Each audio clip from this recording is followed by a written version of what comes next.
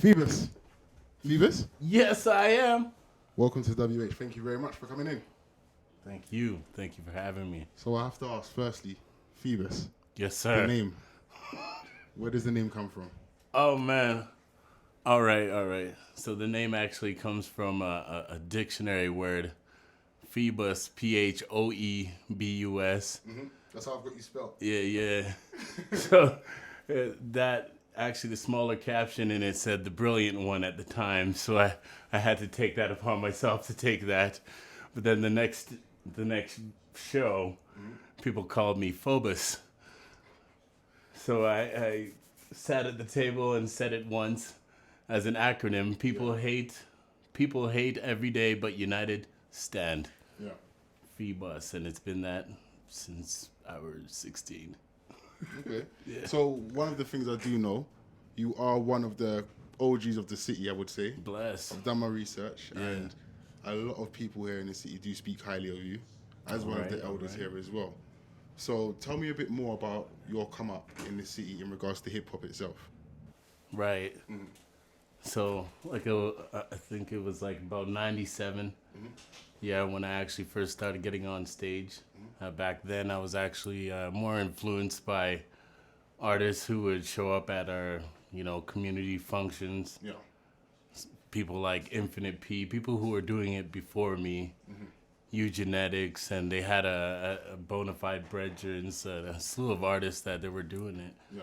And it just didn't seem they were getting any push or progress from it. So formed an alliance, 7 people, around 97, 98. And then from there broke into a group of 3. And it seemed my other counterparts were not ready to release music around 2000. Yeah. And so this is where it drove me into a solo venture. And I dropped my first record 2001. Yeah, so from there, you see, there was not many people doing rap or hip hop in the city at all. Exactly. And I actually had to bring it up to a pro level come 2006 here, where I dropped would be my debut professional album. And at that time, not many artists were actually dropping professional albums and trying to stay in the light of actual competing in the market. Exactly, yeah. Right, and so I brought on some more producers like Pick, who went on to be a great success, and obviously and then I just kept building and opening the door for the community to pretty much have access to get their music recorded, and that they can go back to their communities and be able to share it. So within Calgary, it was just the whole keep going, keep making music, meet people like-minded, and then build this community thing. And that's actually what it's been, and it looks like it's thriving right now. There you go. So with you itself, you're not just a songwriter, are you? No, actually, no. I know you produce. Yes, I started out producing. And I know you do comedy sometimes as well. Have to. Yeah. Yes, 2021, you gotta find everything to laugh at right now, But definitely just try and diversify the skills. So just basically an overall content creator. Yeah, and all out entertainment, period. Exactly. Yeah. So how would you say, like for instance, just the state of, whether it's music, arts, or anything like that, how is the state of it right now in Calgary? All right, there are selective artists that are actually making great progress in Calgary. They're breakthrough like singers. I've heard some singer pop stars that are making some breakthroughs, but generally, I don't feel like there's an actual a hub, a real connection in terms of being other entities of like other labels that are within the city joining together, that we all kind of work on each other's music to create this like a community that kind of stands for one thing, and everybody has their place in the order where their release is concerned, and where the promotion is based on them directly. But why do you think? Because back when I first came, that was one of the biggest things that one of the artists were saying at the time. At the time. So now we're in 2021. what can change? What has to happen? Because one of the things I can openly say is, because there hasn't been a breakthrough in this city, everyone wants to be the first to break through in the city, or just have the door open. Yeah. So what can we do to try and open that sort of door for everyone to start working together? You know how we have it at Jump Shot. It's the people who are great at what they do, right? Stick to what they're doing. We believe in each other and actually putting each other in the actual, like, the places where they're best at. Yeah. And so we're not stepping over each other and giving each other actual credit at the end of the day and that's pretty much it. People want the notoriety from it. People want to know they've been a part of something that's actually moving and concerns them. So I figure making a movement, which is right now it's just Calgary in general, we're thriving even in a pandemic. Of course.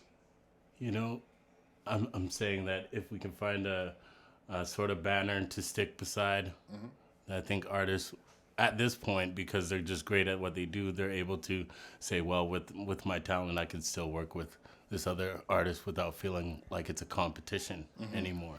And if we just drop the whole competition thing until, you know, and let the talent speak for itself, and let the audience pick. Let's not go against each other, you know, until somebody pops out of the mist, you know. But do you think, so for instance... Believe in each other.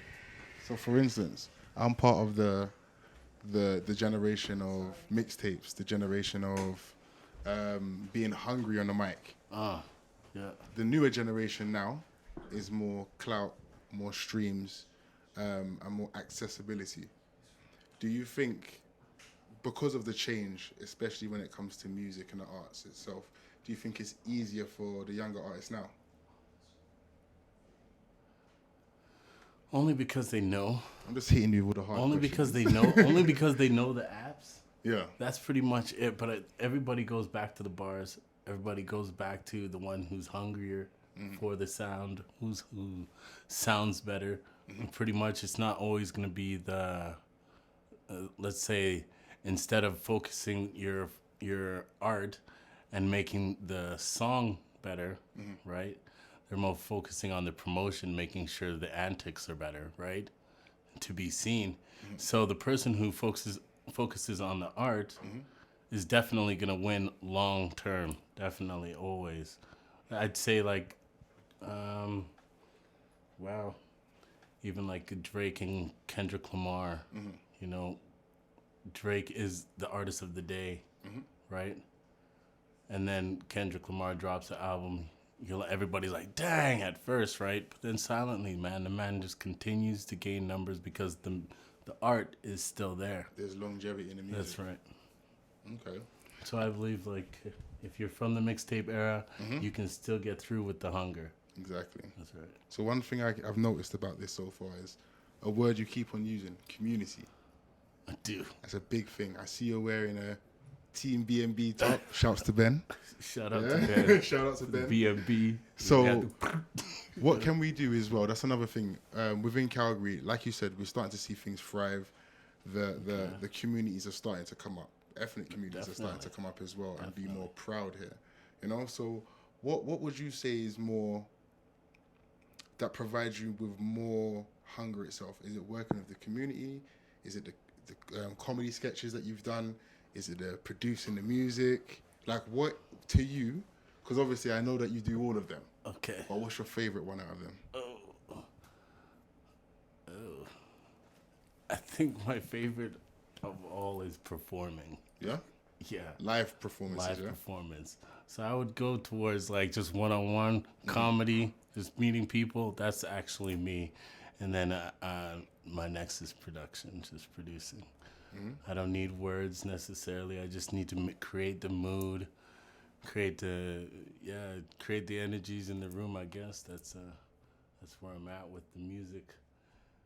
And so like, let me see. That would have to be my favorite. It always comes back to the beats, although, you know, I love to laugh.